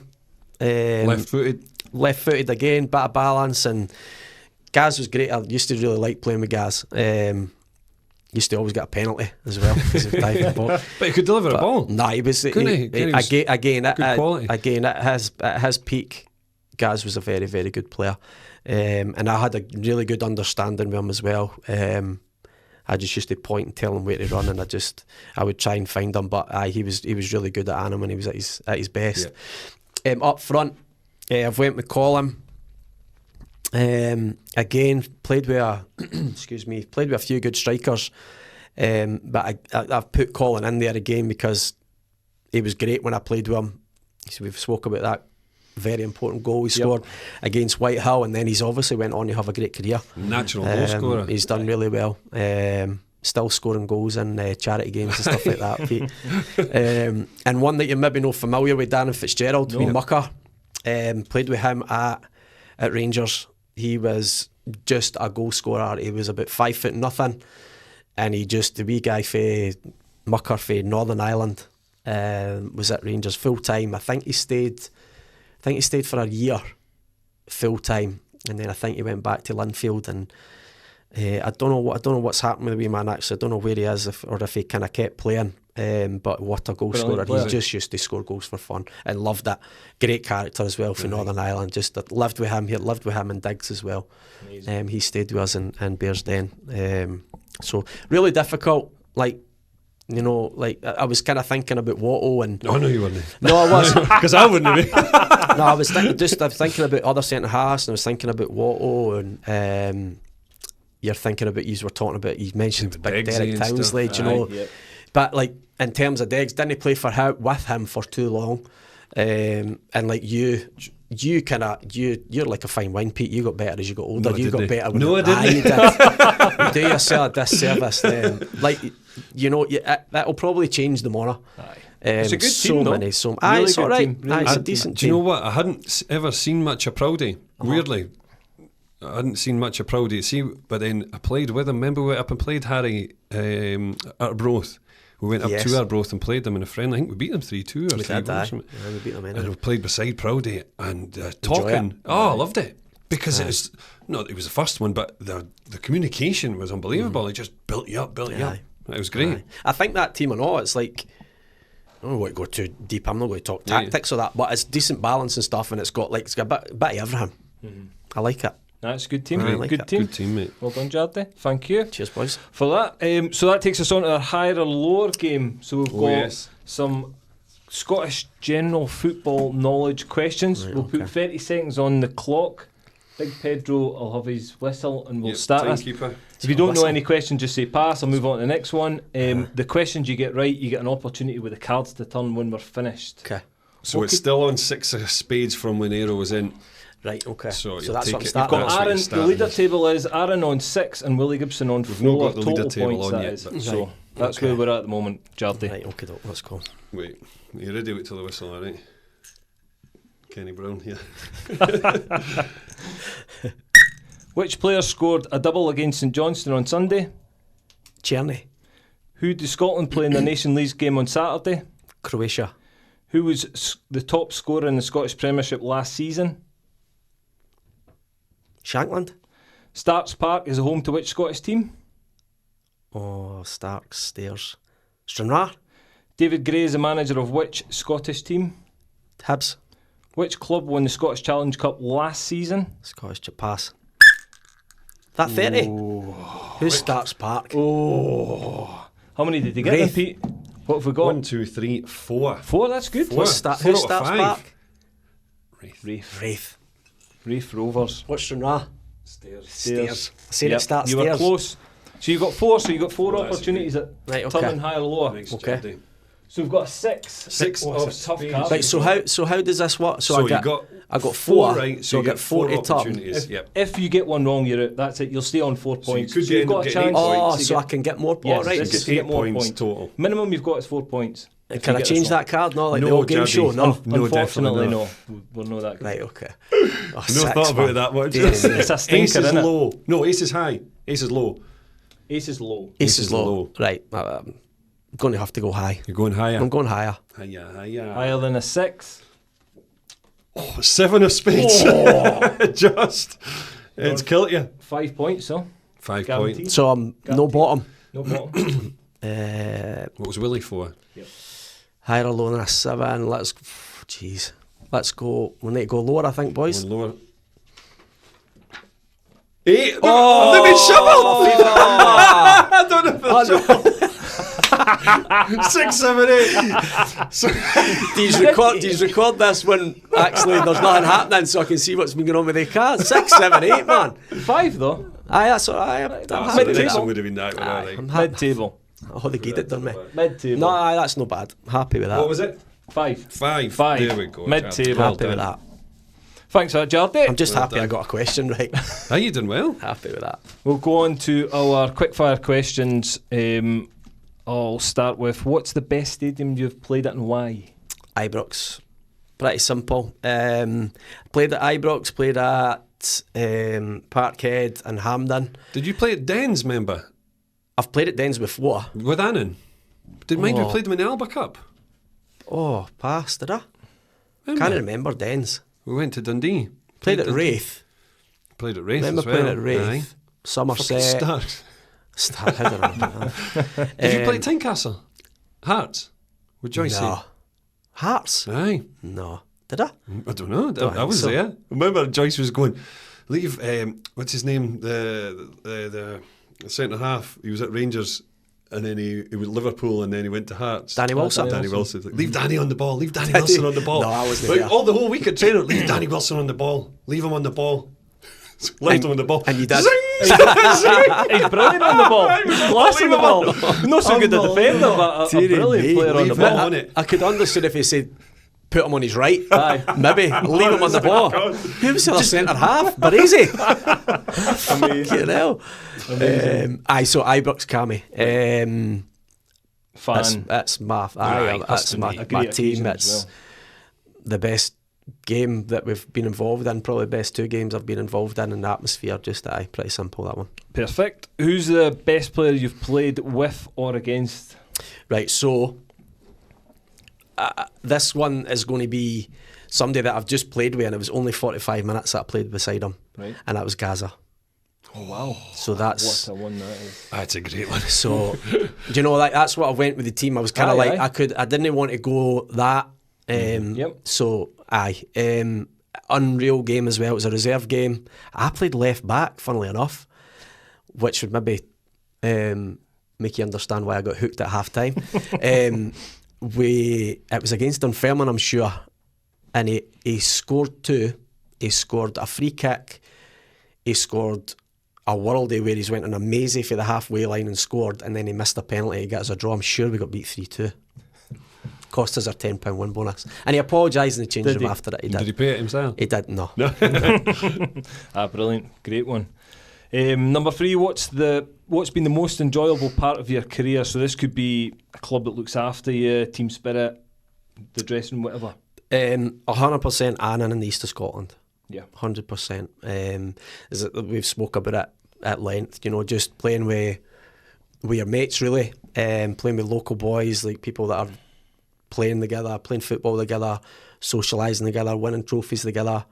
I've loved all my time at Annan, but that time I would special. As great as it is to get to to be at the level that they're at now. Even when I was in it, I still prefer go back to that.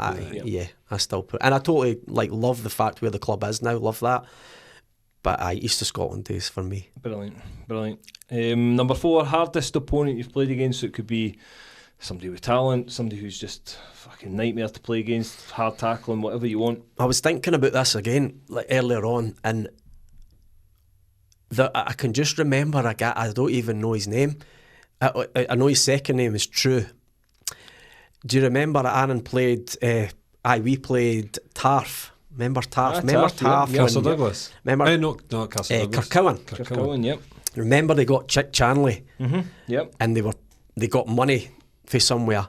There was a boy playing. I played that. That was when Chilts was the manager. I can't remember if it was wide right or wide left.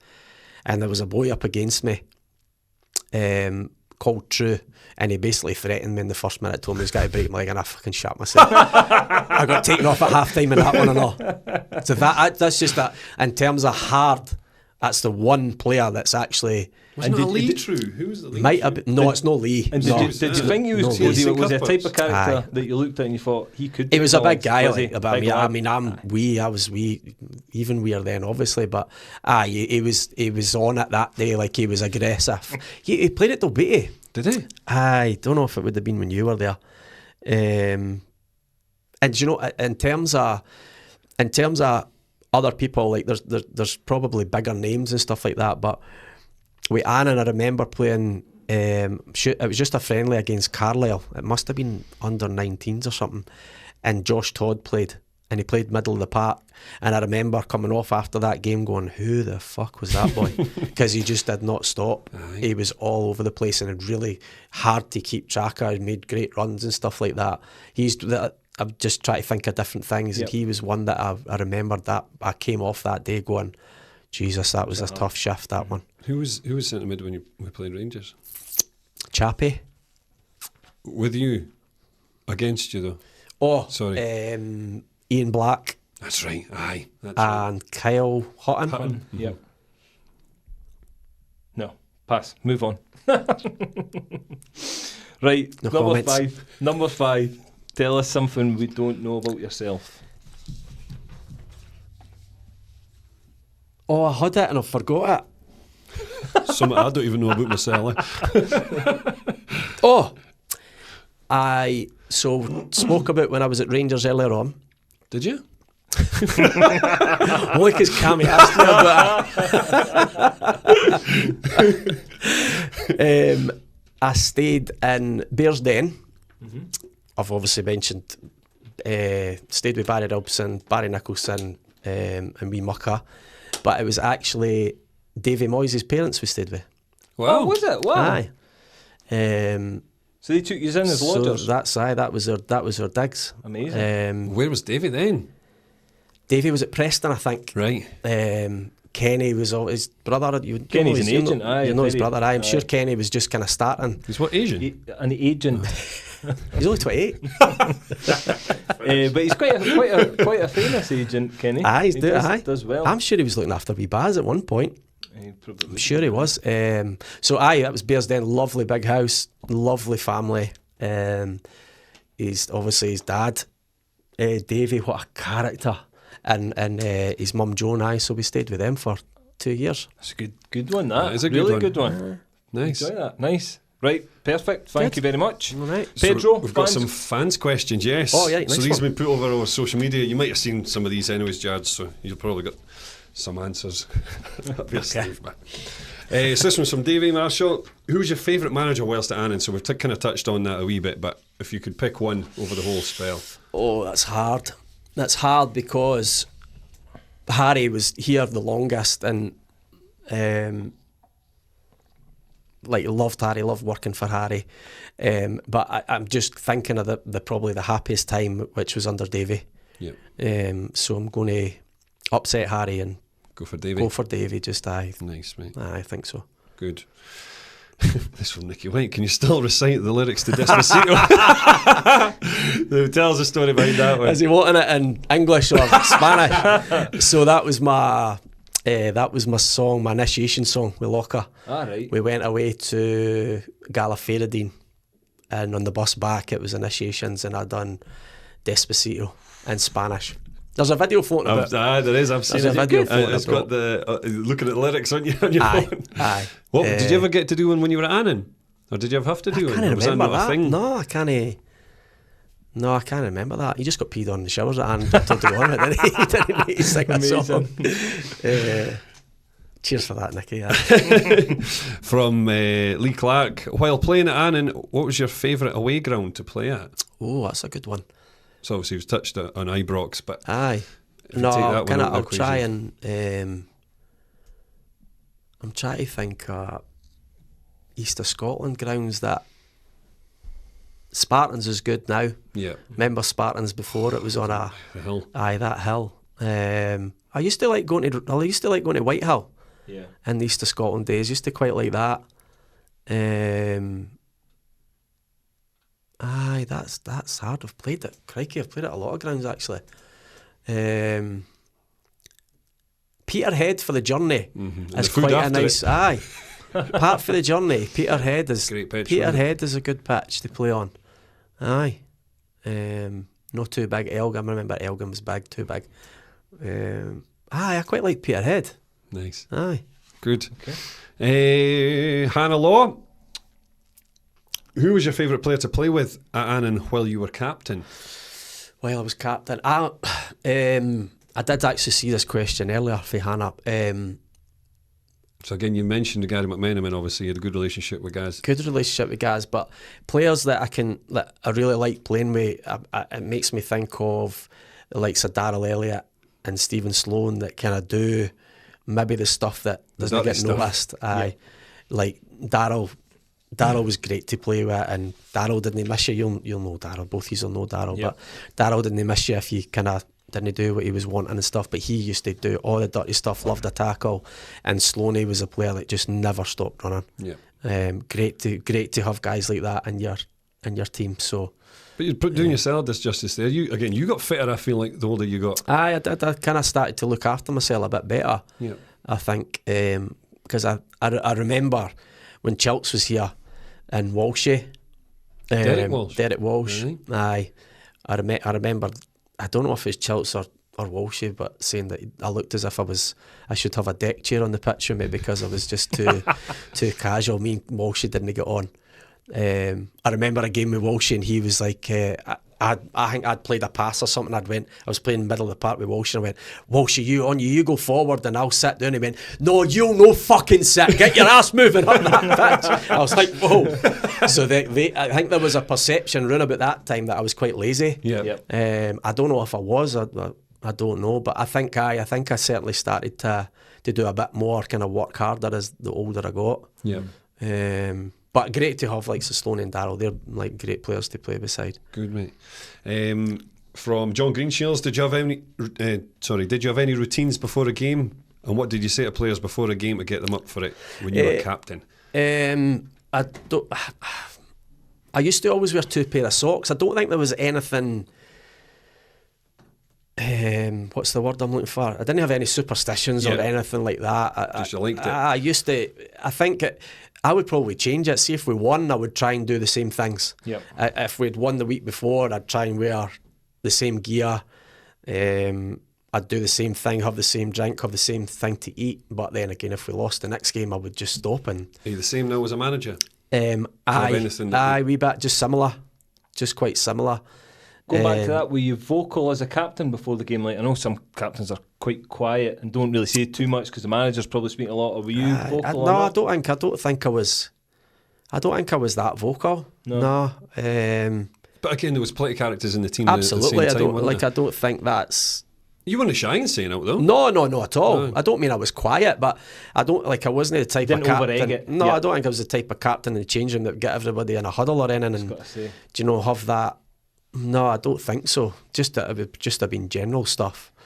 And I never really thought about it back then. I think about it more about what I'm going to say as a manager now, because it has to be different. I don't want to say the same thing over and over. And you're obviously, it's not just you're trying to get everybody up for it. Is that what? It's different maybe now a wee bit, but what do you expect from a captain? Take out Locker because you don't want to get personal, but what would you expect from a captain? I don't expect anything. Anybody to ball and shout. Yeah. Don't expect that at all.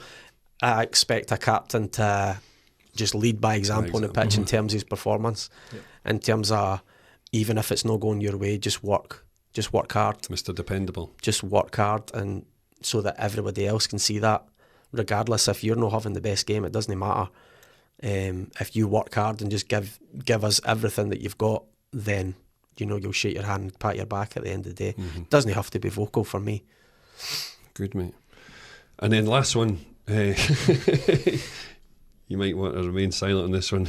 Tread carefully. Which of your 2 sons is the best footballer? Who's that from? From Baxter and Mackay. So it could be a draw. You're allowed to say draw. Right. No. This is actually not too bad to answer. So Baxter is obviously older. So Baxter's the better player, outfielder now, but Mackay's a cracking goalie, Cam. Is he? Aye, loves the goalkeeping, and he's all right. He's only 7. He's only 7. Right. But he just wants to go in goals. He plays ice hockey as well, and he wants to be a goalie in both. Nice. I've managed to keep him away. Well, I will. Peter Cech. Yep. I've managed to keep him away for the goalkeeping at hockey than now, because that's a wee bit dangerous, I think. But he was in goals for Locker. We've just moved him to Greyston. He obviously saw you on Sunday, Pete. He was down for the tournament on Sunday.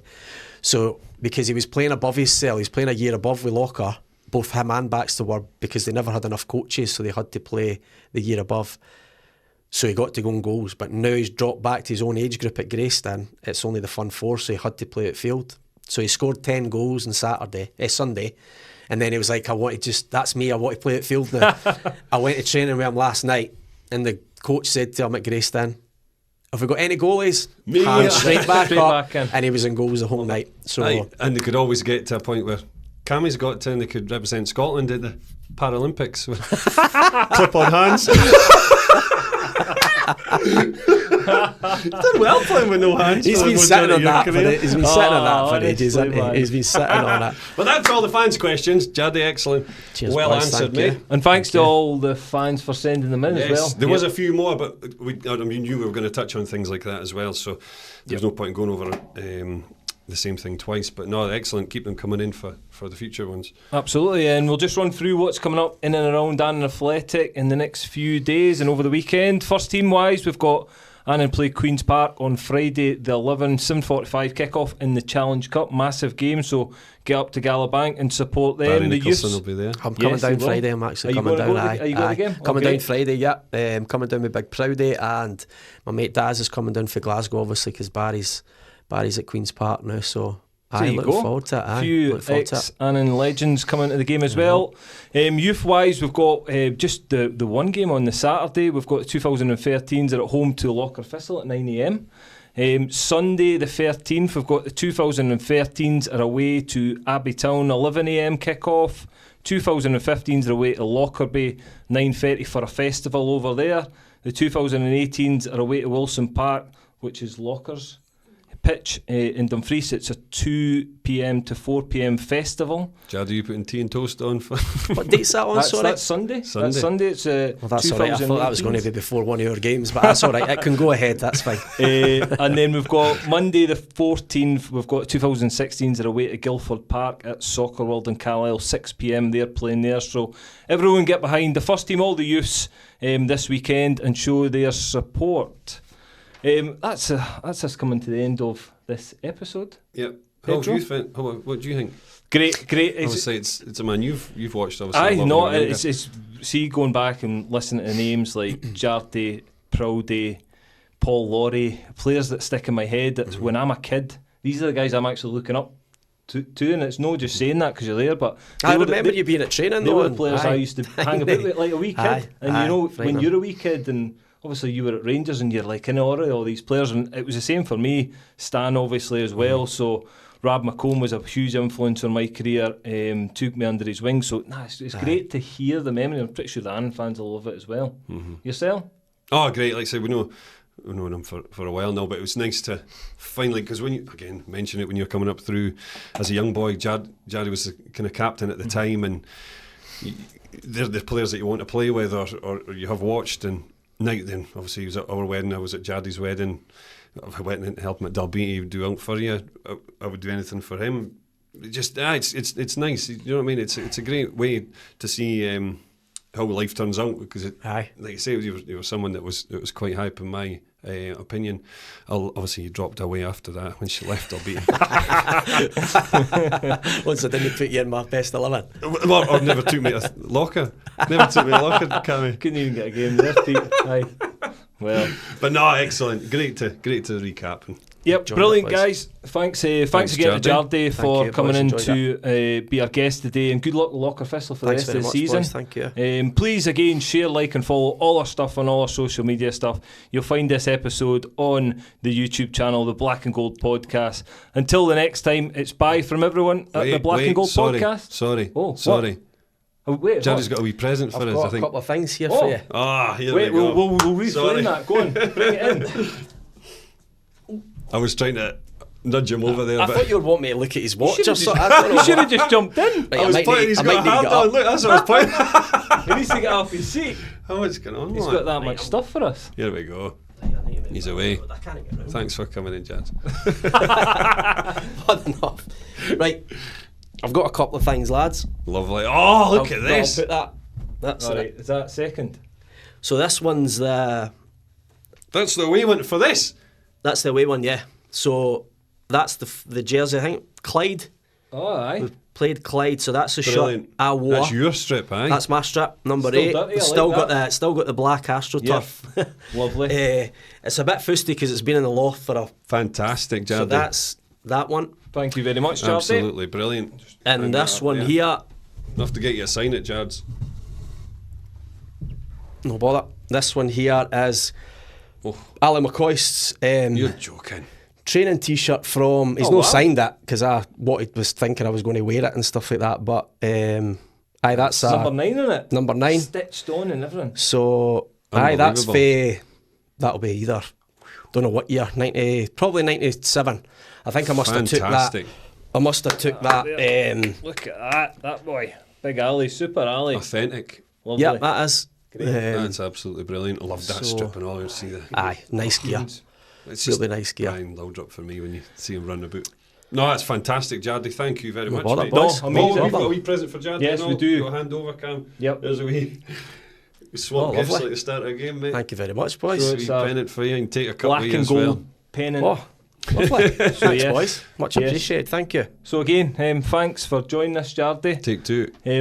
Take 2. But thanks again for everyone watching and listening. Until the next episode, it's bye from us at the Black and Gold Podcast. Black and Gold.